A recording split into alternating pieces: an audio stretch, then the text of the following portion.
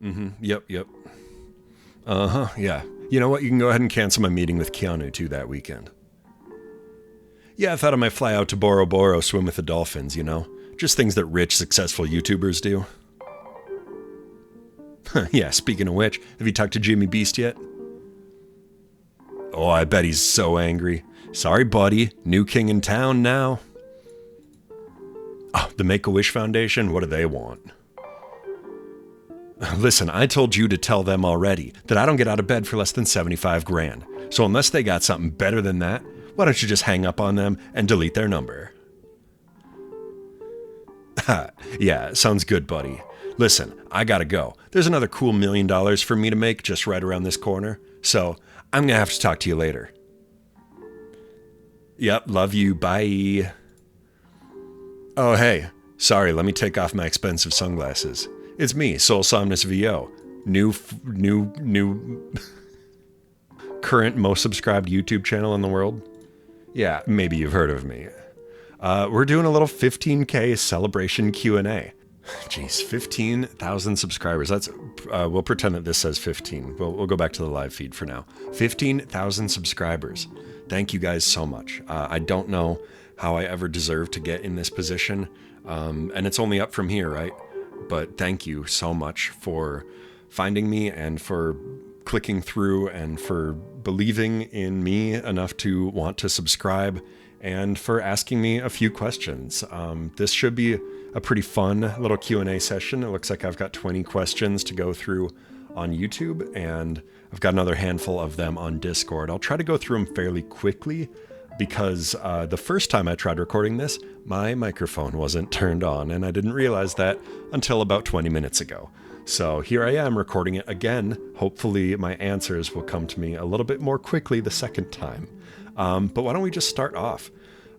We have Artemy who says, yay, congrats, man. Thank you very much. We have Circoise who says, congratulations, Soul. Thank you also. Do you have a favorite audio, and are you interested in trying other types of ASMR? Let's get this question out of the way first. I don't think I am. And that's because I'm a voice actor.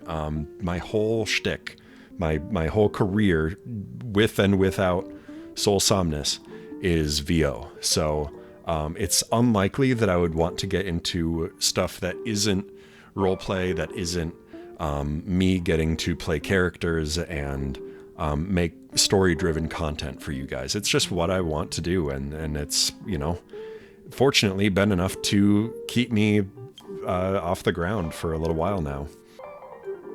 Do you have a favorite audio? You know what? I think that I don't have a favorite, but I do have one that holds a very special place in my heart, and that is the beach audio, like the your car breaks down and the like surfer guy comes and saves you audio. I forget how it's titled, but that was the first script that I wrote myself, and it was an idea that I had since pretty well before I ever became an ASMR creator. I knew that I wanted to get into this type of work, but until I did, I didn't really have any stories to tell. And so that one was sort of kicking around in my head for a couple of months before I ever ended up actually putting pen to paper and getting it recorded and sending it off for editing. I used to work with an editor, and he hooked me up with a script writing partner as well. But that was the first one where I was like, you know what, I have this story that I want to tell. And I'm really happy with how it came out. So it might not be my best audio, and it might not be like my favorite if I had to rank them like tier list style, but it does hold a very special place in my heart. Thank you very much. Charlesy says, hey, congrats. Thank you very much. Chippendale Wannabe says, OMG, congrats. Absolutely deserved. Thank you very much. Love your audios. It's usually so hard to find good MLM. I imagine you mean M for M, and or sub scenarios. So coming across your gems was a real find. Thank you. As for the question, what is your favorite? M for M, M for F, or M for A? I'm going to assume that you mean like out of these three, which is my favorite to record, and not which is my favorite M for M that I've done, which is my favorite M for F that I've done, and M for A. You know what? There's a lot of perks to being pansexual, but This is definitely one of them. I like making content for men, for women, for trans people, for anyone. I really like making like M for A content, actually, because it sort of makes me work a little bit harder to word things in a way where something can be interpreted one way. For if a man is listening to it, it might be interpreted similarly, but with different context if a woman listens to it. And so there's sort of different ways that you can kind of work the English language to work for either a man or for a woman or for a trans person. And I think that that's honestly like just that little bit of limitation to the storytelling helps a lot, honestly, with the creative process. And it kind of sort of keeps me moving, keeps my brain working. Coco Rose says it's 15K now. Well, hot damn, look at that. It's actually 16,238 and climbing. Super Secret Shane says, congrats. Thank you very much. Which kind of scenarios are your favorite to make? Do you prefer a more dominant or more friendly role? Let's answer this before I move on. In addition to being pan, I am also a switch, and so I honestly like both. I like making content where I get to play a little bit more of a dominant role, and I really like making content where I play more of a submissive role, or even just a friendly one. I enjoy being friendly to people, and I think that it's like something that's sorely missed in in content on the internet. So I like being friendly, especially in the safe for work roles. And regardless of whether I'm playing a dominant or a submissive role, I want it to feel very like caring by the end of the story. So, but sometimes it's fun to be a little bit more aggressive, or I don't know, more sexually charged instead of friendly. But yeah, I can't really say that I have a preference. It really just depends on what I'm in the mood for at any given time. They also ask, do you ever break character while filming? I feel like if I ever tried to seriously make roleplay ASMR, I would just laugh because I wouldn't be able to take it seriously. Yeah, that was an issue for me for a while. It's hard to trust that the things that you're recording are not going to be laughed at by other people, or by yourself.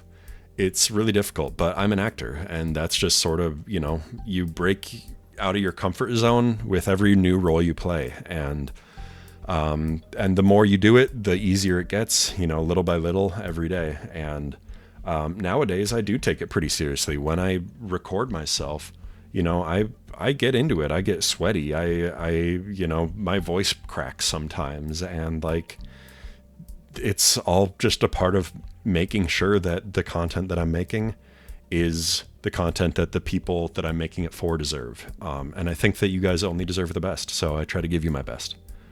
D51RE, Desiree, congrats on 15K subs. You deserve it. Thank you very much. I don't know how to explain it, but your audios are in a way more authentic, in my opinion. They are amazing with the sound effects and everything. Other than that, I only have one question, I assume. What's your favorite music? Thank you very much. Let me touch on this real quick, because this is a very nice thing to say. I am a voice actor. I take a lot of pride in my ability to convey emotions in a sincere way. And I know that I'm not the best actor in the world, but I came into the ASMR space from the point of view of a person who has done voiceover professionally for a while now. And so I knew that I had an opportunity to bring something unique to a genre that I think a lot of people just get into because they want to tell stories, and that's very cool. But I have this extra interest in voiceover and in making stories as believable as they can be. Really in the disclaimer of every one of my videos, it says I'm trying to flex my voice acting capabilities, and that's 100% true. It's, I do this because I think people might enjoy it, and also because it's really good for me. So I appreciate that you think that my audios sound way more authentic. Also, the sound effects and everything that's something that I take a lot of pride in as well. I do all of the sound design for my own audios since early December. I want to say the Helping Your Friend Move audio, I think, was the first one where I edited the sound myself. Before then, I was working with somebody. And there's a story to that, and maybe we'll get into it in a little bit. But yeah, once I took over audio editing, it was something that I had never done before, but I had heard everything that my old business partner had been working on, and he was making them really nice. And I think he set the bar really high for me. So when it was my turn to take over those duties, I had a pretty big shadow that I was standing in, and I did my best, and I continue to do my best, and I'm glad that it pays off. I'm really glad that you guys think that the sound effects and everything sound really good. Question, what's your favorite music? You know what? I do know that there's another question like this later on in the Discord section. So, and it's like a little bit more specific. So let me answer this question a little bit later, but I promise we'll come back to it. Annoying Corvid says, congrats on 15K. Thank you very much. I remember your robot OC on the old thumbnails. When did you decide to change it? And why are the old ones gone? Unless I'm thinking of someone else. You are not thinking of someone else, but you are mistaken. It was never supposed to be a robot. Soul is meant to look like a mannequin. And that's because he's designed to go into your dreams and help you tell these stories to yourself, your fantasies, your memories, your like missed connections type stuff. And he sort of takes the place of these characters in your mind, and his look is designed to change depending on what the story he's telling is. So his hair was originally designed to change. The like weird light things on his eyes were originally designed to change, and there's a whole character design story to that I don't know if I want to go into right now, but he is designed to look like a mannequin. And the reason why he disappeared was because I used to be drawing all my own thumbnails, and it was really difficult and time consuming. I liked the thumbnails that I was making, but turns out a lot of the people on YouTube at the time just weren't really connecting with it. I was a new channel, I get that. And I was trying something a little bit like avant-garde for the medium, especially when almost everybody else was making AI thumbnails for their ASMR content. So the guy that I was working with at the time basically said like, hey, we can't keep doing this with like your hand-drawn art. Like, I appreciate you putting in the work, but it's not getting the same clicks as AI thumbnails are.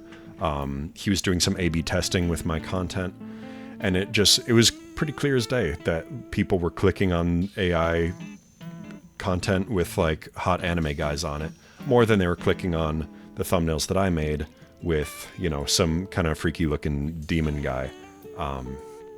But I knew that as soon as I could afford an artist, I figured that I could never get the time to make all the thumbnail art again, but if I could afford an artist someday, that I would.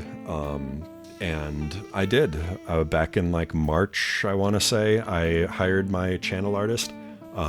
He is still continuing to put out amazing art. The design has changed a little bit. He is drawing Soul a little bit more human. We just decided that it was a little bit more appropriate for the genre, for what strangers who've come across my art might find and want to click on. So Soul is a bit humanized in the thumbnails, but the character idea is still the same, and I might end up going a little bit more into that design as we go on. But thank you very much, and I appreciate that you remember all the way back then when I was drawing my own thumbnails. If you click into those thumbnails, the videos will actually still have the old art, because there's not a way to swap out the videos without taking the whole thing down and re-uploading it. So if you ever are itching to see the old thumbnail art, just click on like any of my first 10 videos or so, and it'll be in the background. Marie Morenzo says, congratulations on reaching it. Thank you very much. My question is, who inspired you to make audios? like any other ASMR artists who he took inspiration from. So I, like I said, am a voice actor, and I knew of this genre, but I wasn't like very active in the communities. And it wasn't until my friend of a friend who makes this content said that I might have a future in it if I gave it a shot. So as far as like starting out as an ASMR content creator, I unfortunately can't really say that it was particular people who inspired me. I listened to this friend of a friend and I listened to his content to sort of get an idea of what the people wanted and what the standard was for making like content like this. But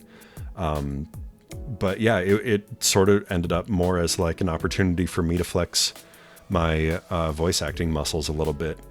And just like practice and try to become a better actor and hopefully build up a little bit of an audience at the same time. And I'm so lucky that it's worked out. Savvy says, congratulations. Earned and well-deserved. Thank you very much, Savvy. Savvy is the person who commissioned the Monster Hunter audio that went up fairly recently and is also the person who drew the thumbnail. So everybody give a big shout out and thank you to Savvy. Savvy asks, what's a genre of ASMR roleplay audio you would like to try that you haven't had a chance to yet? That's a fairly good question. Let's see. It's not really a genre, but I'd really like to work with other people at some point, like get other ASMR content creators into my audios at some point, or, you know, do something in one of their audios. I think the possibilities of the stories that you can tell with 2 speaking characters are much grander than what can be accomplished with only 1. So it isn't really a genre, but it is something that I am hoping to do because I just, as a storyteller, it's really interesting to try to fit all of the dialogue into one speaking character. And occasionally I'll reach out to some voice actor friends of mine. But I'm really not very well known within the ASMR communities. And so I think it might be a little while until I have the chance to work with other ASMR creators, but it is something that I would really like to do. I think that, you know, from a storytelling perspective, having 2 speaking characters will be really interesting. Pyromaniac Drive says, what do you mean 15,000? I thought you had a lot more. Your audios are so good. Thank you so much. I actually get this a good amount. And I don't really know what to do with that. I will 100% accept the compliment, but like, I would love to have even more subscribers. I'm happy with where I'm at right now, but if you guys think that I deserve even more than I have, then just please continue to keep liking and sharing my content. Like, you know, maybe we'll get 100K someday, or, you know, maybe that joke about me usurping Mr. Beast will even come true. Wolfboy123 says, hi Soul, congrats on 15,000 subs. Thank you very much. I actually have a few questions, but not really that many. Okay, let's see what you got. 1, genuinely out of curiosity, do you actually fall asleep when you make ASMR sleep aids? No, I do not. I appreciate the question, and I appreciate that maybe you think that they sound so realistic that that it sounds like I'm actually falling asleep. But no, the reason I don't fall asleep when I make ASMR sleep aids is because I record standing up, and that would be very difficult to do if I was recording myself trying to sleep. But no, I edit the audios as well as I can to make it sound like I'm getting in bed and I'm getting comfy, and like I do get pretty dang comfy in the booth when I'm recording an ASMR sleep aid. I bring blankets, sometimes I bring pillows. I try to make the room comfy, and I try to use those tools around me to make sound effects and to really convey what I'm trying to tell as a story. But no, if I were to actually fall asleep, that would mean that I'm probably massively overworked to be able to do that standing up. I record like 20 or 30 minutes of me just breathing into the microphone, though, like breathing, murmuring, snoring, rolling over. I'll mess with the blankets, and I'll try to add sound effects where they're needed. But no, I will record myself just being quiet, pretending to be asleep, And then I'll loop it for however long I want the sleeping portion to be. For Patreon, it's usually like 2 or 3 hours. For YouTube, it's closer to like 1 or 1.5 hours. And I try to make it. I'm really bad at sleeping. I'm a really light sleeper. So I try to make the transitions between like, I don't want the loops to be obvious. I never want people to know where they are. I've used some sleep aid like audios in the past, not of people talking, but of like ocean waves or like, babbling brooks or whatever. And like, they don't edit the audio in a way that like the loop isn't super obvious. And that is a really big like pet peeve of mine, when sleep aid audio does not loop in a way that is like believable. So I take a lot of care to make things sound as good as possible. And hopefully other people agree that it sounds like I'm actually sleeping. Do you draw the thumbnails yourself, or do you commission someone? I used to draw the thumbnails myself, and I have just recently talked about that. Again, thank you, Corvid, for that question. No, nowadays I hire somebody. I hire actually a lot of people to make my thumbnails for me. Citrus Steak was my first thumbnail artist and is my most consistent one. He's who I would consider my main channel artist, but for all of my remastered content, which I've been releasing over the last month or two, month and a half, I've been reaching out to people within the community, within the Discord community. I have so many talented artists, and I ask them to apply if they're interested, and I pay a flat rate for my thumbnails. And I've gotten some really incredible work out of all of the people who have done some work for me. So all my thumbnails are drawn by people within my Discord community, and the application is still open if anybody else would like to apply. 3, what mic and software do you use for your audios? And again, congrats on hitting 15K subs. Thank you very much. What mic and software? I've been using a Shure SM7B professionally for like 5 or 6 years now, I want to say. And that was a really big deal for me to get at the time. I have done a lot of broadcast work, so it made sense for me to get a mic that is pretty standard within the industry. Recently, though, back in like April or May, I ended up getting a new microphone. I believe it's an AT4047. I want to say that's right. 4057? No, I think it's an AT4047. And a lot of my newer audios, like new audios, not the remasters, are recorded on that one. So if you've noticed that the sound is a little bit different, I imagine it's kind of hard to tell after a certain point. But yeah, I use an AT4047 for my new audios.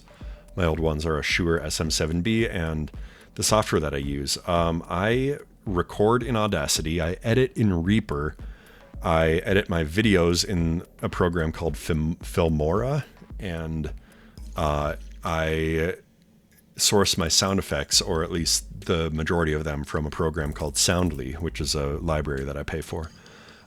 Great questions. Thank you very much. Celine Tehran asks, or says, congrats, Soul. Thank you very much. What does a typical recording day look like for you? How long does it take to complete one audio? Excellent question. If you could wake up in a reality from a movie or TV show, video game, book, where would you want to be and why? Let's start with question 1. What does a typical recording day look like for me? So I have a script writing partner who helps me come up with the basic outline of scripts, and then I take those outlines and I flesh them out into the finished scripts that you end up hearing, which a lot of which is improvised in the booth. And so it typically takes me like an hour, maybe 2 hours to record an audio, and like another hour to go through the script in the first place. And then it takes me on average about 4 hours to edit an audio. My rule of thumb for editing is it takes me about an hour to go through all of my original audio and cut out all the takes that I don't need, trim it down into a more cohesive story. And then after that, for Like once I have the audio of just my voice finished, whatever the length of that is, usually about 30 minutes. For every 10 minutes of completed recorded audio, it's about an hour more of sound design and audio editing. So from start to finish, an audio takes me about a full day to make. But due to the rate that like I work, sometimes it takes me closer to 2 days. Sometimes it takes me even longer than that. Sometimes I have to write the entire script myself, and I'm really bad at script writing quickly. So sometimes a script itself will take me 2 days to write, and then it'll take another half day, to 8 hours just to get the audio out. And so it really does depend. Honestly, the biggest thing about recording for me is that I try to record when I'm neither hungry nor full. When I have recently eaten, I've noticed that my voice makes a lot more clicking sounds, like just the sounds of saliva in my mouth. And the same is true when I am hungry as well. There's 2 different times that like I just think recording quality could be better. And so I sort of have to schedule my recording around when I'm eating, if that makes sense. But yeah, to complete one audio, I would say about 2 days on average. And that makes sense for the rate that I try to put content out. I do 2 audios a week, and I try not to work weekends. And I do bonus audios, and none of that time accounts for video editing as well. So yeah, I would say about 2 days to complete one audio. And the way that it's spread out through the week sort of just depends on what needs to be done at any given time. If I could wake up in a reality from a movie, TV show, video game, or book, what would it be and why? And I don't know. That's a really good question, but not one that I'm going to be very good at answering. I really like video games, but a lot of the video games that I play would not be very fun worlds to live in. Your Resident Evils, your maybe Pokemon. Pokemon's really cool. I love the idea of living in a world of actual Pokemon. But I'm sure, I'm sure that real people would find a way to fuck that up pretty bad. So yeah, we'll say Pokemon, or like, I don't know, give me something peaceful like Animal Crossing. Give me a world where I can afford a house just from fishing and picking fruit. It sounds pretty nice to me. Thank you for the question. Tenshi Puppy says, congrats, Soul. Thank you very much. I love your audio so much. My question is, will you ever do a zombie listener or apocalypse role play? They're one of my faves. That's a very interesting question. It's not really a scenario that I'm familiar with. I typically try to record audios that are a little bit more grounded in reality. There's a few. I'll do like, D&D type fantasy audios. I have like the Druid audio and the Monster Hunter audio and the Thief audio and the Mage audio, and those are all like very much like fantasy inspired. But aside from those and the audios where I play Soul as a demon character, I don't really have a whole lot of interest in doing like super like context specific audios. The reason that I'm like a little bit more okay with fantasy is because a lot of people are into that. And like there's enough source material out there for me to understand what it is people like about them. Soul typically operates in a pretty normal world, and I really like telling stories that are relatable. So I've never considered doing like a zombie listener or apocalypse RP, but never say never. I've just always sort of erred on the side of like just basing things in a fairly realistic world. I think that's just what I choose to work in. Great question though. Naya in 209 says, congrats, Soul. Thank you very much. Soon you'll be hitting that 100,000 sub goal, and who knows, maybe more. Who knows, maybe more. So I've got a few questions for you. Was voice acting always your dream career? And what is the most embarrassing sound you've ever had to record? Okay, the most embarrassing sound I've ever had to record. A lot of the stuff that I record that does make it into my audios is embarrassing to be like, you know, it's guttural, it's sexual, it is, you know, very much, you know, just me trying to act out things that are a little bit embarrassing sometimes, and trying to really give it my all. And when my recording space is shared with another person, you know, one of my roommates is also a voice actor, it can be a little bit embarrassing to know that, like, yeah, I did just hear their footsteps outside the booth while I was, you know, moaning into the microphone, or worse, you know, having to play a character that is, you know, I won't go too deep into details, but like, it's just, you know, acting, there needs to be a sincerity to it, and you really need to give it your all if you want to be believable. And as professionals, we understand that sometimes we record embarrassing things and we don't hold it against each other, but still, I'm never I'm never very comfortable when I know, you know, when I can hear them on the other side of the recording wall. So, you know, you can imagine the types of sounds that I've been caught recording live. Was voice acting always your dream career? It's been my dream since about 2012. Yeah. And now to think that it's almost 15 years later and that I'm doing the damn thing, is really cool. I went to an anime convention for the first time around then, and I was really infatuated with the idea of being a voice actor. The guests seemed to be really having a lot of fun. And like, I'm not really interested in the like celebrity aspect of it. Nor do I think I would ever achieve that. I'm not nearly as talented as a lot of the people that I look up to are, but knowing that people made a living just, you know, acting and, you know, helping these amazing like worlds come to life, whether it's anime or video games, or in my case, ASMR, it was really motivating for me. I didn't actually start working on that career until like 2018 or so. And I didn't start getting actual work until late 2019. But I've been a working voice actor since then, and boy, am I happy that I am. It's a really nice job, and it's hard. It requires a lot of patience and discipline, but man, I'm glad that I have made it work thus far. So yeah, I wouldn't say always, but you know, for the better part of my adult life, I would say it has been my dream career, and so I'm very lucky to be doing it. Thank you very much for the question. Blind Human says, hi Soul, hello. Congrats on nearly 15,000 subs. Check the number again, maybe 16,000. Oh, and a few more since we last checked. Congrats on nearly 15K subs. Thank you very much.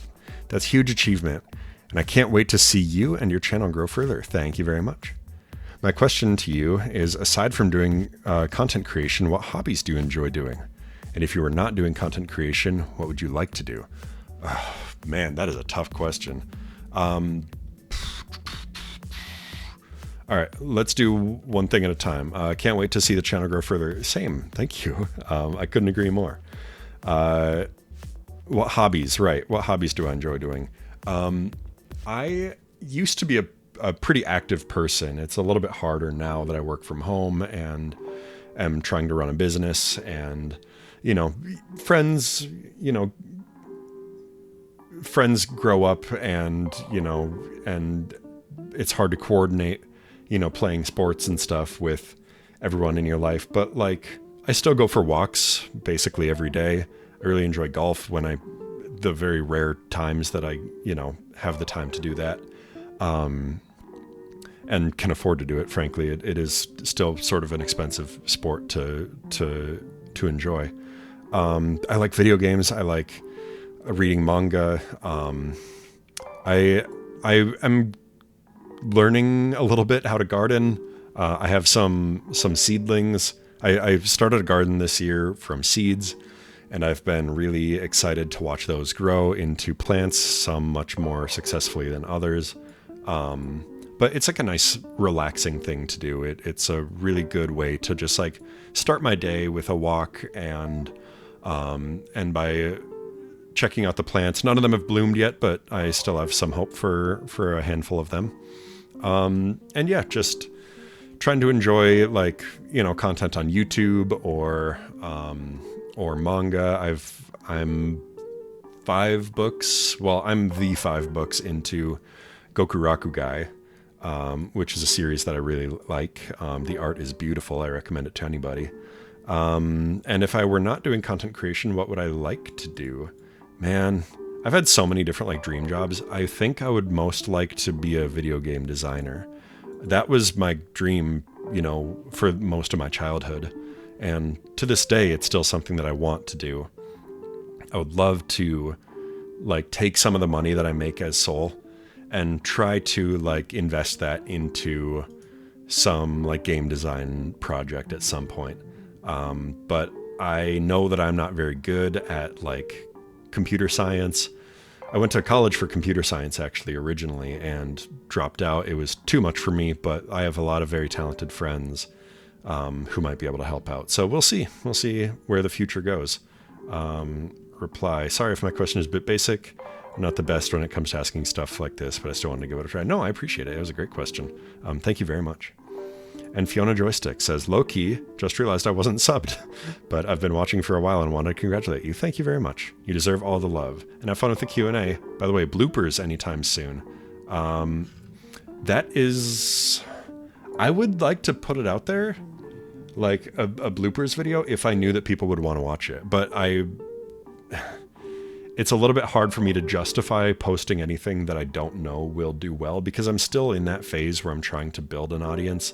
15,000 is a lot for me, but like until I'm a little bit more comfortable with like being a YouTube creator, I think it might be a little bit difficult for me to justify outside of like outside of stuff like this and outside of like my April Fool's video. It might be a little bit difficult to justify content like bloopers and stuff, but we'll see. I mean, if people really enjoy this like a little bit more silly, lighthearted type of content instead of the completed audios that I upload, then yeah, I don't see why I wouldn't do that. Thank you very much for the question. Let's move on to the Discord. This is from my official Discord channel, which will be linked in the link tree in the description of this video. Let's just jump right into it. We have Azriel, who says, favorite book or recent book you've read? I don't really have a favorite book. It's been a while since I've like taken reading super seriously. Like I said, I've been reading Gokuraku, which I enjoy a lot. I'm interested in getting into Gachiakuda as well. But I haven't taken the time to open those pages yet. I do have the first volume on my nightstand right now. I just haven't gotten into it yet. Or recent book you've read. I read a book called Pax recently. It's about a fox and a boy, and it's got this really heart-wrenching narrative that it tells, but it's very optimistic, but also very like introspective on like humanity. It's a really interesting book. Pax. Thank you for the question. Quinn is one of my mods. Hi, Quinn. What has been the most challenging obstacle you've overcome while working on this project? Great question. I would say that the most challenging obstacle has probably just been getting used to doing all of this, as much on my own as I can. It's tough to run a business when you don't have a rule book as to like how things are being done. I was discussing this with a friend pretty recently. Like, we are taught pretty early on to just do what we're told, right? Like as a kid, you have to behave, and as a student, you have to submit assignments the exact way that they're supposed to be done. And even, in our first jobs, it's like, if you don't show up at this exact time, if you don't do this exact thing, then you're failing. And trying to take all of that life experience and project it onto this career where there are really no rules and there's nobody holding your feet to the fire. It's really difficult. Because I want there to be rules sometimes, and there's just not. All there is no one else to take accountability for your own actions. And that's pretty difficult for a guy like me. It can be difficult for me to find the motivation sometimes, or to overcome the imposter syndrome, or look at a month's of earnings and see that things are not doing as well as I thought they should be. And it can all really get to you as a creator. The best thing I've learned is to just trust in the community and trust in my own abilities. But the most challenging obstacle by far is just all the ones that my brain puts in front of me. Thank you for the question. May, another one of my mods, back to back. Thank you both for being here. Who or what inspires you as an ASMR artist today outside of your fans? Why'd you have to put this, man? Outside of your fans. I'm going to forget you said that and say it's my fans. And like, that sounds like a cop-out answer, but it's not, because as I've mentioned before, I don't have a whole lot of experience in like listening to ASMR content. I got into this as a voice actor. And so all of the inspiration that I get comes from the feedback that I get from you guys. The suggestions for new audios to record, and the feedback on like, oh, I liked this part of this character, but I think, this part wasn't done, in the best way possible or whatever. Like, that stuff, I take it to heart and I try to always improve. So like, and I already enjoy the work. So like, why wouldn't I want to be better at it? No, I'm sorry, May. It's my fans. My fans inspire me as an ASMR artist. They tell me what I'm doing wrong and they tell me what they want instead. And I think that's amazing. Savvy says, which version of Soul, if you had the most fun voicing? You already asked a question, Savvy. You were in the YouTube comments as well, but you know what? You're worth it. Which audio do you most enjoy doing the sound mixing? Which audio did you most enjoy doing the sound mixing for? Most fun voicing? That's tough. A lot of the more fun voices are really difficult to like maintain for a while. Like, it's hard to like do a voice that is not my normal speaking voice for an extended period of time. And even just my normal speaking voice can be hard enough. So I don't know. It's always fun to play a new type of character though. So anyone where like I get to be sort of an asshole is kind of fun. Like the Rivals audio was really fun to voice because I got to be like really snappy and really like short-tempered. I really liked I like most of the audios where I get to do more than just acting, like with words too. Like I get to do efforts and stuff. So that would be the Mage audio with the fight with the Drake. It would be the recent Monster Hunter video that you commissioned, by the way. Thank you again for that. Where I get to fight the Kaliyaku. It's even like the smaller stuff. Like I already mentioned the Rivals audio, but like the sound of like getting frustrated with the person on the phone and like grunting when I punch the walls of the elevator. That stuff is really fun too. So really any character where I get to sort of try to act out a scene with anything other than words is a lot of fun. Which audio did you most enjoy doing the sound mixing for? The problem here is that sound mixing takes time. And sometimes I don't want a whole lot of work. So like some of the audios I most enjoyed because they were pretty simple. I'm like, oh, there's like a good 10-minute stretch here where the characters don't really do much. I'll still add some sound effects of like, sheets. Yeah, well, I mean, yeah, sheets being rustled around if it's like a sleep aid audio. And my microphone didn't pick up my own sheets very well, or like chairs being shifted around, or like sofa sound effects where it's just kind of like, I like there being a little bit of sound effect when my character isn't speaking. So like I'll stop talking, and then for the listener to know that their character is speaking, I'll add a little bit of a sound effect of like, them adjusting their chair, or like, their foot tapping on the floor or something, just to know that like their character is doing something.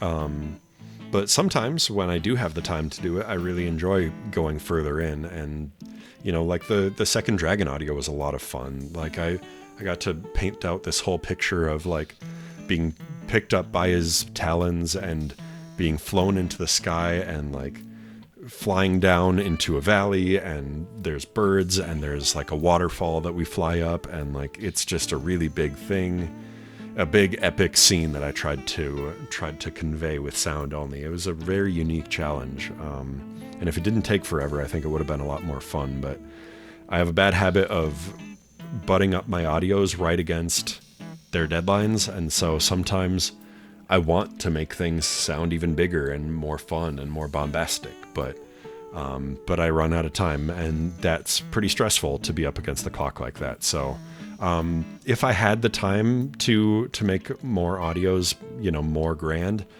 I would love to make every audio really special, but sometimes less is more too. So it just depends. I enjoy all of my audios though. And I say that sincerely because like sometimes it's difficult and sometimes it's easy, but like at the end of the day, I'm making fun stories, and like I get to enjoy these things as I'm making them. Like the sound effects that I find are all really interesting to listen to and try to place in the mix, and I'll pan them if I need to and stuff. Like there's a really weird artistry to it that makes the process itself fun.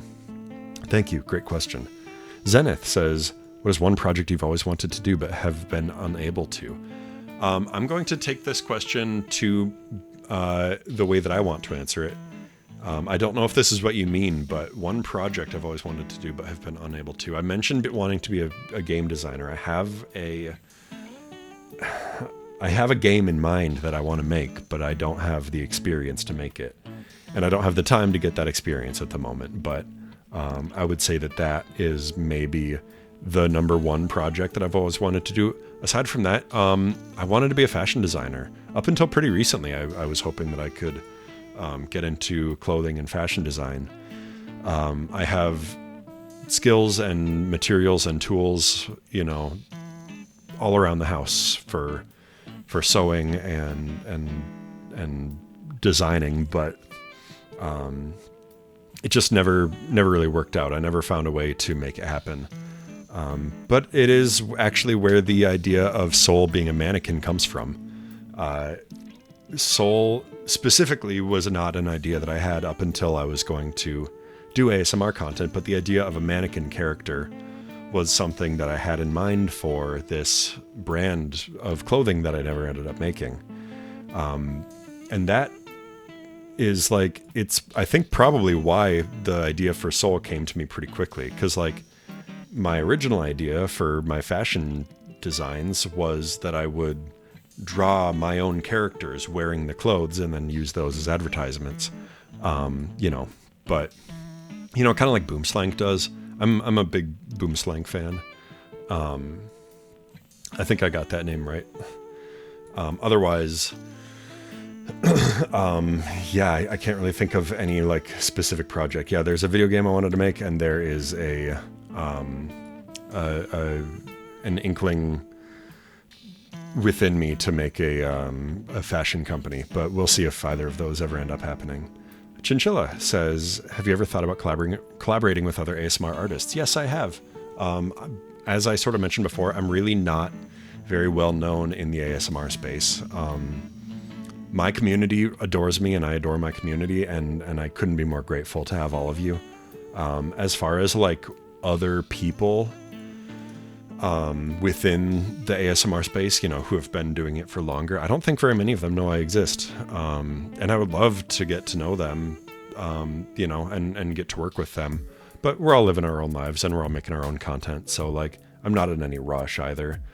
But yes, if anybody knows someone who wants to collaborate or, might be open to the idea, absolutely. Let me know. I'll try to reach out to them. I have tried to reach out to some artists, one in particular, but I won't share too much information on that because I think I kind of embarrassed myself by doing so a little bit too early and with a little bit too much vigor, I'm guessing.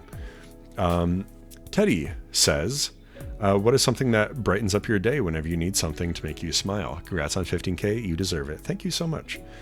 Teddy was the first person within my community outside of my main artist that I commissioned for a thumbnail. They drew the, which one was it? The Bully audio, the first remaster of the Bully audio was drawn by Teddy. So everybody say thank you, Teddy. Something that brightens up my day. Like I said, I like going for walks. I like playing video games. I like gardening. What little I know of how to do that. And I like eating good food. Sometimes I'm just in a bad mood and I will just like order some really tasty food. And that is sort of a hobby in and of itself sometimes. Sometimes you just need to brighten up your day with something that tastes good. And that's usually a pretty surefire way to do it. I like taking baths too. Sometimes it'll be a long day and I'll kind of feel bored at the end of it because like I'm not working anymore. But when I'm feeling like I just need to turn my brain off, I'll run a bath. It's something that I enjoy a lot. Thank you, Teddy. Ray says, who or what was your introduction to ASMR? I sort of went over this already. I was approached by a friend of a friend who wanted to see if I could make it as a voice actor within the ASMR community. I was already working as a voice actor. But no, it wasn't until I was approached by him that I seriously considered doing ASMR specifically. Were there any specific voice actors that inspired you to join the space? I do have like voice actors that I look up to, you know, some of the big names and some smaller ones as well. You know, the pool of voice actors in the world is massive. Like there's a million people you've never even heard of, even if you think that, you know, you're a big fan of specific voice actors. Like, you know, specific ones that I looked up to growing up were like Steve Bloom, of course, and you know, your Chris Sabat's of the world. Alex Lee, more recently, is a big inspiration for me. Keith Silverstein, I really like. He has such a pleasant voice to listen to. They're all really, really cool, talented people, and I would say that I was inspired to be a voice actor by people like that, just not specifically with the ASMR stuff. Congrats on 15K. Thank you. You deserve that and more. Well, we'll see how many more I deserve as the channel continues to grow. Thank you very much. Big Gravity says, was Soul your first choice for a persona? He was, actually. As I sort of mentioned, he was sort of a carryover from my fashion designing, and it worked out really well that I had this idea for something of a shapeshifter character whose hair and clothes could change. As if that's a big, cool superpower. Oh, his clothes can change. Whoa. Have you ever heard of that one before? Was there another character that was almost born? No. Soul was the first idea and one that I really latched onto early on in the process. The guy that I was working for insisted that I used a character, and a lot of people do. You know, they have something of a persona that they play in like the greater context of their ASMR content. But Soul has just sort of, it started out as an idea for like, what's a way that I can play all these different characters, because like I have very varied interests, and so I want a character that can play you know, a doctor one day and then a mechanic another day and then a, you know, older brother's best friend another day, and the idea of like a shape-shifting character based on the mannequin idea that I had earlier on was one that just kind of clicked right away as soon as I like actually sat down and thought about it. The name Soul Somnus took me a while to come up with. And for anyone who's curious, yes, it does mean things. No, I don't expect you to remember that or care. Soul being S-O-L means the sun. S-O-U-L would mean like the spirit, right? The human spirit. And that is not lost on me or unintended. And somnus, meaning sleep or, dreams in my case. It was sort of meant to be soul as in spirit and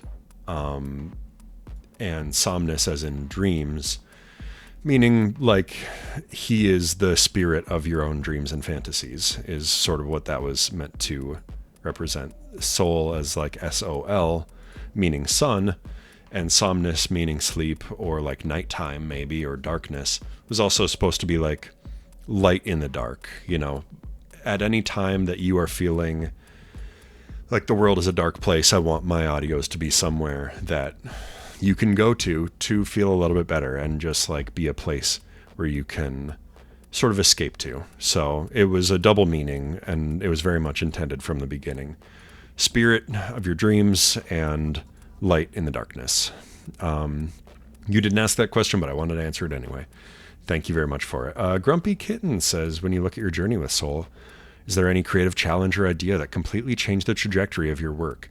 A risk you were afraid to take but wound up paying off in the most unexpected way? Everything that I do is a risk with this job. Sometimes I play it more safe than other times, but like I quit my job before I even posted my first video. Like I had high hopes, and it took a very long time for them to pay off, but eventually they did. I burned through my savings just to keep putting content out there in the hopes that it would catch on. And so far, 15,000 subscribers might not sound like that much to somebody with 100,000 subscribers, but like, hey, it's enough for me right now. I'm very happy with where I'm at. And then at the start of December, I was dropped by the company that had hired me in the first place, and I had to learn sound editing, or I had to make the decision of whether I was going to learn it or I was going to try to find some way to afford a editor, and I knew I couldn't. Or maybe I would have to quit and find a real job again. But I took the creative challenge to learn how to edit audio and just picked up all the pieces where they landed and tried putting them back together into something that still worked. And that changed the trajectory of my work. It didn't necessarily change the trajectory of my channel, but the work that I put into it, absolutely. I spend more time editing audio now than I do recording it, which was never the intention.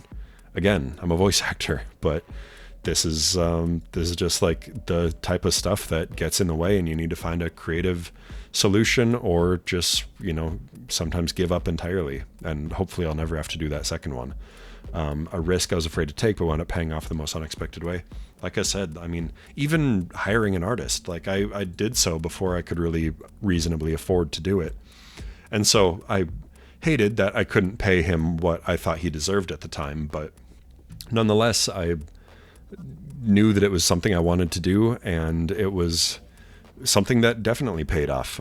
People love Citrus's art. People love the art for the other thumbnails that I've uploaded, courtesy of some of the other artists within the community. Let me go back. I haven't re-encountered one yet. I mentioned Savvy in the YouTube section, and I mentioned Teddy. We've got a couple other artists lined up in the questions. But yeah, everything that I've done, every new thing that I've done, I decided to start editing my own videos too.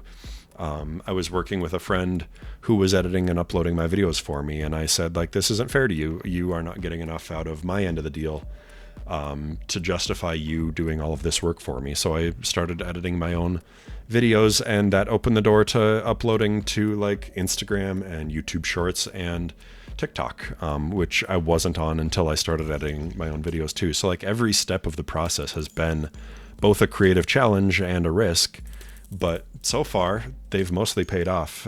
It's largely just, trying to find an audience and trying to give them what I think they deserve, which, as I've said before, I think is the best content that I can make. Thank you very much. Great question. Sammy says, congrats on 15K. Thank you very much. Doing anything to celebrate? You're watching it, buddy. Do you have any lore behind Soul that you would want to share? Like what other beings it's connected to or abilities it has? I sort of went into the description of Soul, what he's meant to be, what he's meant to represent. how literal Soul is as a character is sort of up to the listener, but that's sort of how all of my audios are. Like, I want everyone to interpret my audios in the way that they most connect to. As for Soul as a character, he sort of just exists on his own. There's not a whole lot of lore to him that I haven't explained within the audios that he appears in. Again, the mid-February, mid-March, and mid-June audios that feature Soul as a demon character are the extent of the lore that exists for him. And when it comes time for me to make another audio featuring him, I will expand on that universe a little bit. But no, I don't really have a whole lot of any additional lore or things that I've wanted to share that I haven't had the chance to. Have you ever considered writing short stories or similar things featuring Soul that you can share maybe on Patreon? I just don't really have the time to. The content that I make takes up so much time. Like I said, each video takes about 2 days to make. I try not to work weekends, upload twice a week, plus video editing and interacting with people on the Patreon and recording bonus audios on Patreon for my highest tier subscribers. And I'm working on other rewards for them as well that I haven't announced officially, but are in the works. And trying to take time to relax as well. Like, I think that I've found a very nice community of people who enjoy the content that I make. And maybe if there's like a really big, outcry for more stories involving Soul as a character, maybe I can figure that type of stuff out. But I think that the general content that I make is a lot more popular than the content that I make involving Soul. And I think that's fair. I don't expect people to be interested in the fiction of this universe beyond the audios that they want to listen to. So no, I haven't really considered writing short stories, regardless of where I would release them. I just don't really have the time, and I don't think people would be quite as interested in it. But who knows? Again, never say never. What's your favorite animal? If you could have an exotic pet, what animal would you wish for? Lion, walrus, unicorn, etc. Don't think about logic. My favorite animals are sharks and rays, like manta rays. I think they're beautiful. They're very scary to me. I think I might be more afraid of manta rays than I am of sharks, because just the size and the skill that they have. They can, I guess sharks can move very agilely, but there's something about manta rays that scares me in such a fascinating way. They're beautiful. They're very cute. But I think just the size alone and just how alien they look, it doesn't look like anything else that exists on this planet. And they're, I imagine me swimming out in the ocean and seeing a manta ray, I would probably have a heart attack. But I think it's that respect and fascination that makes me really like them. If I could have an exotic pet, what would I wish for? Don't think about logic. Okay, that's tough. How do I turn off my brain for this question? I will say I would want... I'm not really a pet guy, but let's see. Give me a monkey with a typewriter that can write all of my scripts for me. And maybe he's also a great audio editor too. No, I don't know. I've got a Tamagotchi that's already enough responsibility for me. I'm pretty sure I've nearly killed him about 4 times in the last week. So yeah, hard answer to a really easy question. Thank you though. And Flower is one of my artists as well. Thank you, Flower, for your thumbnail work on the Jealous X audio. That was the one that you did. Thank you very much. People really like that audio, and I was really glad to get to work with you on that. Grumpy Kitten, again, hey, asking 2 questions. Cheating. It's okay. 15K, wow. Soul and creator behind Soul, that's a huge milestone. Thank you. I'm so glad to be a part of this journey with you all. When you look at the trajectory of your channel over the next year or two, are there any big bucket list milestones or new creative mediums you want to tackle? and are able to share them with us? Or do you want to focus on sustaining and polishing the amazing community you've built and let the rest form organically as you continue to expand and grow as a creator/artist? Great question. I don't have a whole lot of ideas that I haven't already tried. I want to make merch at some point, but I don't know necessarily what type of merch people would want. And I also would want to make sure that there was enough desire for that type of merch before I ever tried selling anything. Working with physical goods is very different to distributing like online content. And I don't know if it's something I would ever be ready for. I don't like have a management team or anything to handle this stuff for me. So, excuse me. But other creative mediums, like I said, I'd love to make a video game. It probably wouldn't be related to Soul. But maybe I could invest some of the money that I might make in the future to something like that I could, maybe, share with the community later on. But yeah, not specific bucket list milestones, but I'd love to make merch at some point, and I'd love to make a video game. And those are two really big ideas for me. You said, or would I want to focus on sustaining and polishing the amazing community you've built and let the rest form organically as it continue to expand? Yeah, it is all an organic process. Like I sort of mentioned in the answer to your other question, in regards to creative challenges and risks, everything that I do has been a risk and a creative challenge, and yet the majority of them have paid off. And so just learning from my mistakes and learning to trust myself as I do continue to expand and grow as a creator is going to be an invaluable skill. I will absolutely adore bringing the community with me on whatever journey I choose to take, but yeah, for now, I think the foreseeable future is just making more content like this, trying to get a little bit more firm of a foothold in this type of work and the community surrounding it.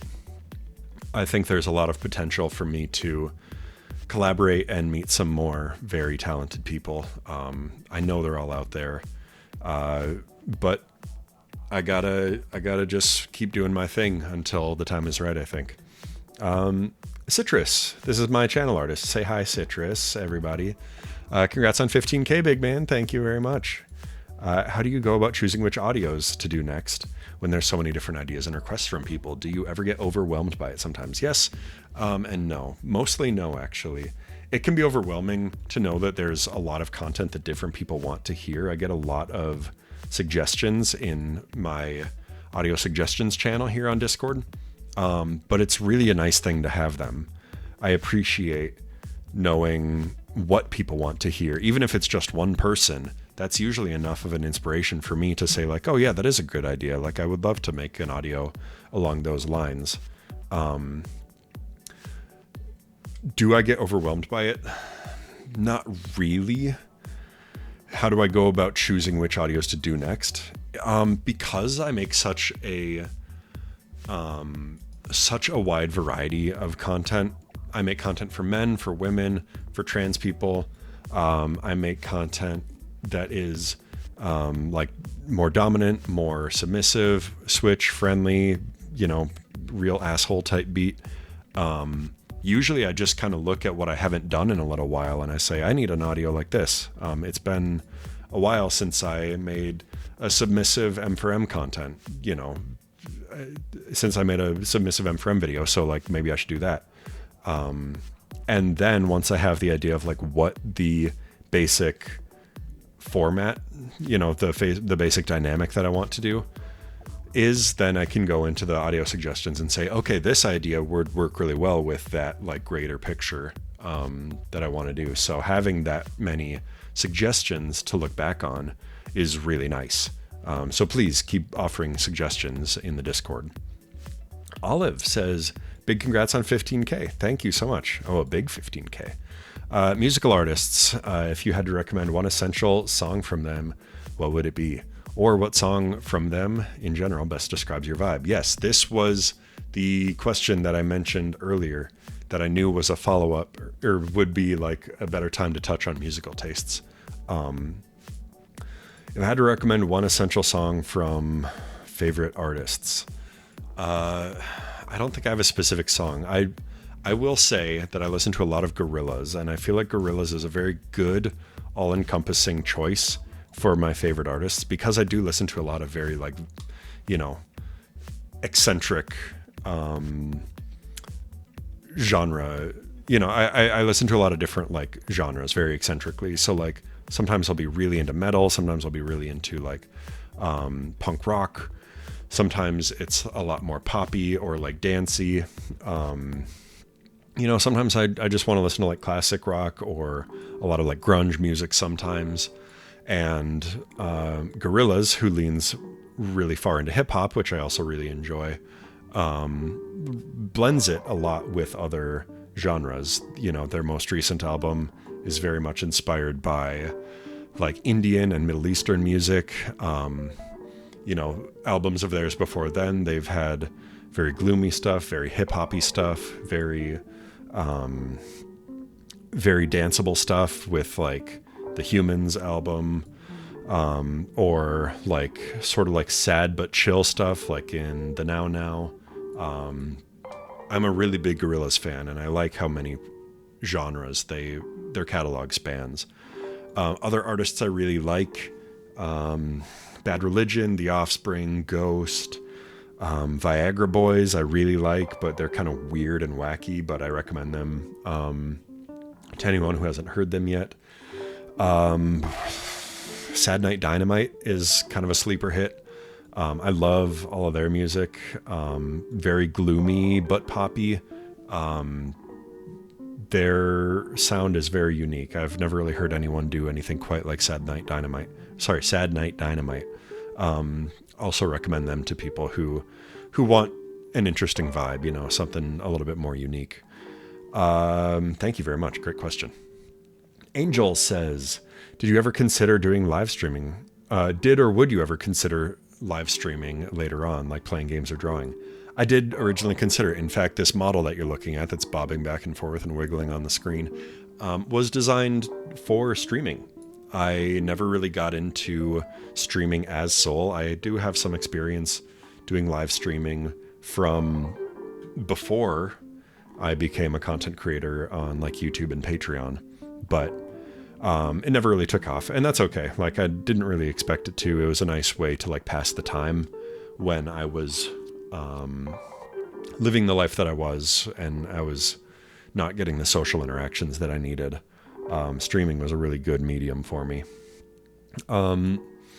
Would I do it now, or would I consider it now? If I had the time, I would love to. My problem is that like my life isn't my job, or at least not if I can help it. And I already kind of max out my week with stuff to do related to work. And so if I, for some reason, ever find the time to do more work, maybe I would like streaming instead of finding the time to put out another audio. I think I would enjoy it. I think the community would enjoy it. But so far, it's pretty far on the back burner at the moment. Again, never say never. I've said that a few times about a few things, and who knows how the community will respond to hearing that I would be interested in doing something like that. But yeah, it's not something that is at the top of my to-do list, but it is on there, definitely. Boros, this is a lot of questions. I will maybe just kind of skim through them. I don't think I can do all of these. Do you ever think you'll run out of prompt ideas to base your audios on? Not as long as I have a wonderful community giving them to me. What formal education and training prior to becoming a boyfriend ASMR content creator? Or do I have formal? Yes, I am a professional voice actor and have been for 6 years, or the number one bigger than 6 years. Did you want to pursue a career path outside of VA before becoming a voice actor? Yeah, I mean, like any kid growing up, I had a million ideas of what I wanted to be. Thankfully, VA was, or VO, I should say. VO was like a big calling to me. But I've pursued a lot of careers. I have done, like I said, computer science in college, and I've done like a lot of like manufacturing. I printed T-shirts for a while. I printed other things as well. You know, a lot of screen printing and UV printing. Other career paths. I mean, I've worked pretty much every job you can imagine. I've worked in factories. I've worked on, you know, in restaurants, and I've worked as a security guard, and I've worked, you know, retail, a lot of like retail. I worked at Hot Topic for a while. But none of those were ever like careers. The biggest like career that I've ever leaned into was definitely voice acting. Childhood Uprising, like, I won't be answering that. Not because I have anything to hide. I just, you know, I don't think it's what people want to know me for. How did I meet my main artist, Citrus? Citrus is a fan of mine. Citrus found my content, started making fan art of me, and of my character, and of the different characters that I play. And I was in love with his art style. I couldn't imagine doing anything like I'm doing today without the inspiration that Citrus has given me, both as my artist and as a friend now. Vision for the project, just keep making things as they come, and keep trying to expand my skills. I intend on becoming a full-time working VA. I already am. Projects outside of my own, I've already done those, and I would love to in the future. What would myself from 5 years back view? Like, how would myself from 5 years back view myself right now? Would he be proud? I imagine he would be. I'm proud, and I'm the same guy, just, you know, a little bit older. And is Soul Somnus an extension of who I am IRL? Not really. I mean, the way that I act in my audios is not far from my behavior in real life, you know, as far as like being a generally friendly person who wants to, you know, bring the best out of other people. But there's no like, you know, metaphors or, you know, detailed analysis that could really apply here. Thank you. A lot of questions. I'm sorry I didn't do all of them. C, I don't know what your full name is. You have truncated it for me, but that's okay. I've always wanted to know, do you write the listener responses in the script along with your own dialogue, or do you just have your own lines? I do write the listener dialogue mostly, because it's important for me to know how a conversation would naturally go. I think it's part of what makes my audios a little bit more believable, is that I do have ideas for how conversations get from one topic to the next in an organic way. So I structure my scripts in a way that can flow naturally. Sometimes there'll be like, there's two instances where I don't really care what the listener says. And that's when, one, I can't figure out exactly what I want them to say, but I know what I want the next topic to be. And so I'll like sort of do a little bit more of a generic response to, you know, to the listener's character speaking, because like, at the end of the day, I need the story to go a certain way sometimes. So like what the listener says when I'm trying to change the subject is not always the most important thing to me. Otherwise, when I'm trying to have a more interactive audio where I ask questions that I actually want the listeners who are listening to consider, then I'll try to respond with like slightly more normal, slightly more like, generic answers, like, you know, oh, how's your new job going or whatever. And then I'll wait for the listener to respond, and I'll say like, oh, okay, that makes sense. Instead of saying like, oh, good, I'm glad to hear that, or I'm sorry to hear that. I want the listeners to be able to say something. And so I will try to not like answer things for them if I actually want them to answer those questions for themselves. If that makes any sense. Thank you for the question.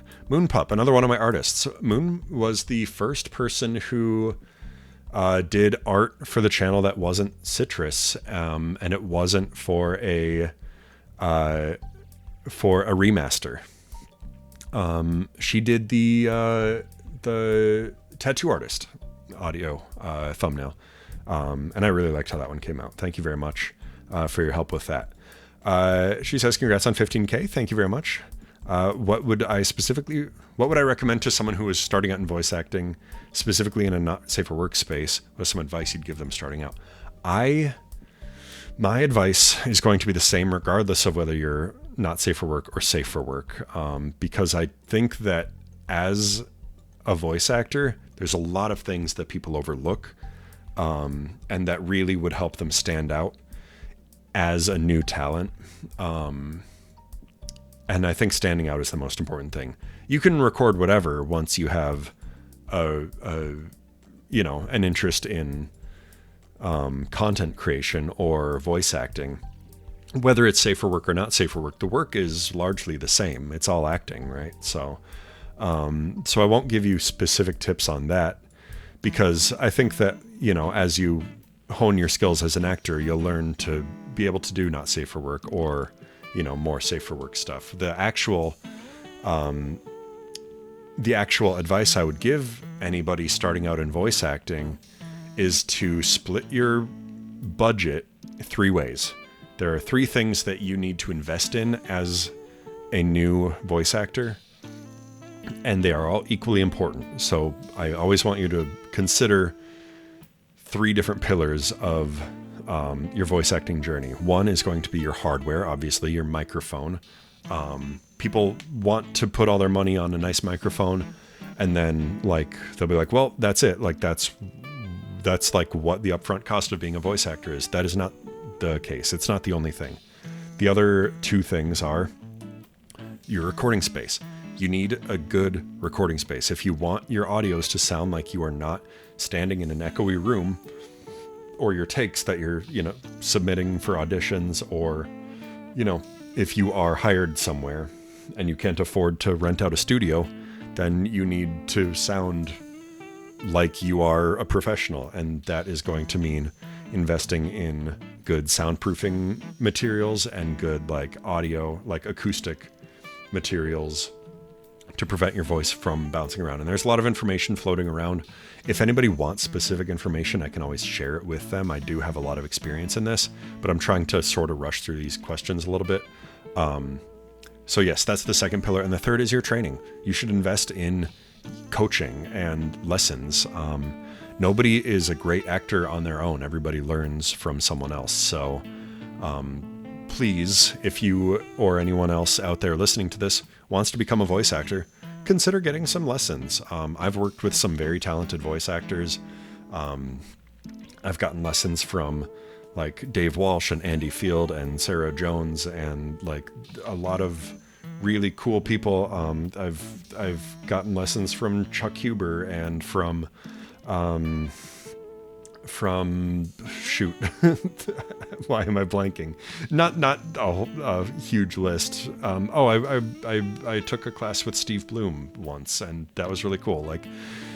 But it's all important. You want to learn what people are doing and how they do it, and it doesn't have to be a big famous voice actor for you to learn a lot of very important stuff. But that is something that you need to consider. Is eventually, you're gonna want to be a good actor. You can have the microphone, you can have the recording space, but if you want to be a voice actor, then you need to learn voice acting, lowercase v, capital A type beat.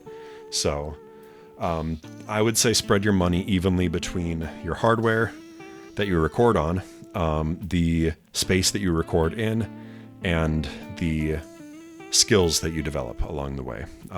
Try to invest in all 3 of them. Great question. Thank you very much. Cloud says, congrats on the big 15. Thank you. Question, how did you come up with the design for your persona? As I sort of mentioned before, the idea was already there in my head. I just sort of tweaked it into what I needed it to be for the character I wanted to portray in the ASMR space.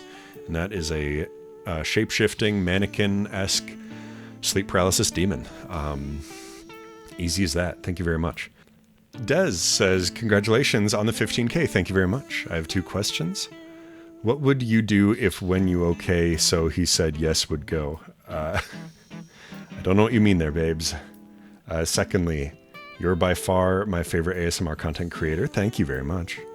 Do you have any favorites of your own, or do you not consume this type of content?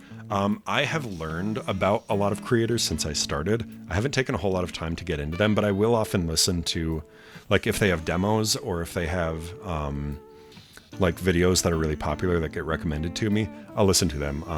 I don't want to like name drop specific people because I don't know them well enough to know that they're like, I guess I don't really know anyone well enough to know if I stand by them, but for the creators that I've interacted with or seen, there is some really talented people out there, and some that I would love to work with. But I will make my answer to this one kind of vague, unfortunately, only because like I'm not really a consumer of this type of content, and I don't want to speak on anyone that is out there that, like, you know, might not want me to be name dropping them. But thank you so much. Excellent question. Valkyrie says, congrats on 15K. Thank you very much. As a VA, would you want to eventually voice characters in games, movies, shows, books as a primary job, or keep it to ASMR? I already do, but I do ASMR primarily. If there was an opportunity for me to audition for something as Soul, like, you know, I try to keep my other voiceover work and my work as Soul pretty separate. But if there was an opportunity where Soul became bigger than anything I've done before, and there was an opportunity to, you know, work as Soul on something, that would be really cool. You know, if there was a video game and they didn't mind having me credited in the game as Soul, or same with like a movie or a show, books, audiobooks. There's a lot of stuff that I don't really want to share, but I have worked in a lot of these industries before, and I will hopefully continue to work in them as well. ASMR is a really big part of my life, but so is all this other stuff too. So yeah, I won't likely share a whole lot of my other voiceover work, but if it gets to the point where I can share things because I'm doing them as Soul, or like based on my popularity as Soul, then absolutely I will keep you guys posted on that. Just curiosity of with VAs who are really talented and deserve recognition of their talent. Thank you very much. It's super nice to know that people appreciate the skills that go into the work. Bleed says, congratulations on 15K, Soul. Thank you very much. Are there any other voice actor performances? Are there any voice actor performances that are stand out to you? Or just any performances in media in general that stand out to you? Not really, but not like for a good reason. Like, you know, I don't pay enough attention to that type of stuff. It's more that like I just don't typically categorize things as like favorites or standouts. Like, you know, there are things that I like within the context that they exist, but not like within a greater like hierarchy in my brain. Like, I don't keep track of things as standouts. I could enjoy something for all of its parts. You know, maybe I really like a video game or like an anime or something, but it's never because it has really good voice acting, or because it has really good art, or because it has like, you know, a really good story. It's always going to be sort of based on just the collection of all of the parts that go into it. And voiceover is no different. Even as a voice actor myself, like, and I can tell when somebody cares about their craft and when they've put in a lot of work into honing it, and when people haven't. Like, you know, I'm not blind to good versus bad voice acting, but like, for me, enjoying media comes at the expectation that like all of the parts sort of meld together. And the best part of the best things that I enjoy is that they meld together so nicely that I never have to consider one individual part. Like, You know, I'm never focused on one piece in such a way that like, you know, that I can identify it as the reason that I like something more or less. I don't know. It's sort of a strange answer, but I just like, I don't really rank things in my head. I just enjoy things for like the entire puzzle that the pieces form, if that makes any sense. I'm sorry I don't have a better answer, but thank you for the question nonetheless. Nana, or Nana, if I'm reading this Kana correctly, says, congrats, thank you very much. What's your favorite dish? Well, I'm not going to cook it, but I'll order it from Zanzibar. Sick Tenacious D reference. I like a lot of foods. I like sushi, I like pizza, I like fried foods, I like fresh foods. I go vegetarian roughly every other week, just for health reasons and for the sake of my mental well-being. But like, you know, I don't really have any strict dietary restrictions outside of that. And I just try to enjoy everything. Like I really like Greek food. I really like Asian food. I really love pasta and pizza, and I love a good burger. And I love a good dipping sauce. But I guess if I had to pick a favorite, like I just said with Bleed, I don't really categorize things as favorites, but you know, maybe I would say like sushi or pizza or something. I don't know. It's tough. I don't like picking favorites because I really think that the variety that comes with like all the different foods you can get is a lot of part of the fun. So thank you for the question though. Arikashi says, do you like Dr. Pepper? It's very much an important question. I do. I really do like Dr. Pepper. I don't drink a whole lot of soda. And I don't often reach for Dr. Pepper first, but like it always feels like a nice little treat. Dr. Pepper is a very unique flavor, and it's one that I do really like. Thank you for the question. Obi, another one of my artists. Obi did the older brother's best friend thumbnails for the 2 remasters that I've made from that series so far. Obi says, congrats. Do you have a show, game, or movie that inspired you to become a creative? No, not really. I mean, kind of the same question as Bleed, kind of the same answer as Bleed. Like, there's never like one thing that really stands out to me and inspires me. But like, you know, it's a combination of things. There are video games that I really like the stylization of. I like No More Heroes, and I like Abzu, and I like Jet Set Radio, and the old Sonic games, and like there's a lot of games that I like that are all like very creative and colorful, and movies, you know, same deal. I don't watch as many movies as I do like play games or watch like YouTube or some shows. Like I said, manga, I'm really into Goku Rakugai right now, but like I can't say that inspired me to become a creative, but it inspires me to be creative. It's a really cool story with like really, really beautiful art. I recommend that series to anyone who wants like art inspiration.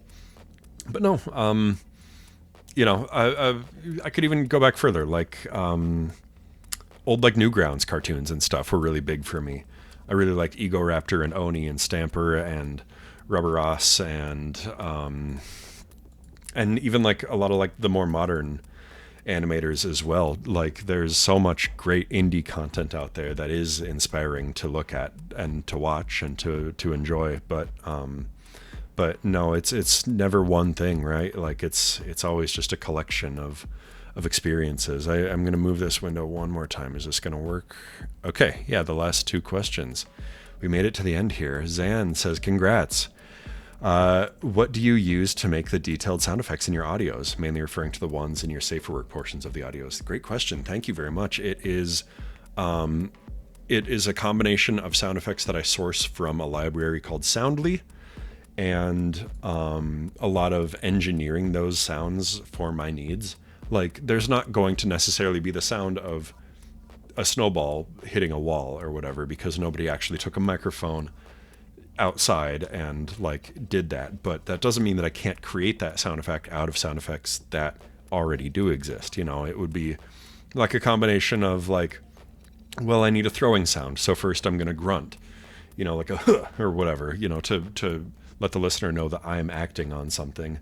And then there will be like a whooshing jacket sound, like, you know, running an arm down a jacket sleeve or something to make it sound like the jacket is moving quickly. And then I need like the sound effect of the snowball hitting the wall, and that could be like a dull thud, you know, if it's like a fence or something, or like more of a like sharp snapping pop if it's like hitting a brick wall. And then I need the sound of the snow hitting the ground below it, and that would be like I don't know, like rain sound effects, or like specific, like the sound of like dropping maybe pebbles onto the floor or whatever, you know, just whatever people have out there, that could be a facsimile of the thing that you're trying to create. There's so much potential in just combining sound effects into creating like these scenes that never existed until you found the pieces and put them together in a new way. It's like Legos almost in that way. So a lot of the sound effects already exist. You know, there's things like walking moderate pace on a wood floor in shoes, you know, in tennis shoes or whatever. That sound exists. People have recorded that sound. People haven't recorded every sound, and there's a lot that I need that hasn't been recorded. So it's a lot of sort of like piecing together the different parts of the sound effects that I need, and that's so much of the fun too. Like, and there's other effects that I'll do too. Like I like working with binaural audio, which is like audio that's recorded with two microphones, so there's like a sense of space to it. You know, like you'll hear a little bit something in the right channel and a little something else in the left channel, and our ears are really good at placing those sounds within the space around us. But if it's a sound, you know, that's 10 yards away or 15 yards away, then I'm going to compress those sound effects down to a mono channel so that your ears can't hear the minutia of like how things are moving around. That's been really fun for me to explore, like, you know, oh, I want this character to be sitting kind of to the left of you, so like you'll hear it more in your left ear than your right. And this sound effect of like him rifling through a bag, like, is going to be more of like, I'm not going to have the same sound effects play, or I'm not going to have like binaural audio. I'll only use like a single channel. I'll compress the audio down into a single channel so that it sounds like it's coming from farther away or whatever. Like, there's a lot of tricks that you can use to paint this like picture of 3D space, and it's something that I take a lot of pride and joy in. Thank you. Great question. And Aki says, have you ever done accents in your audios?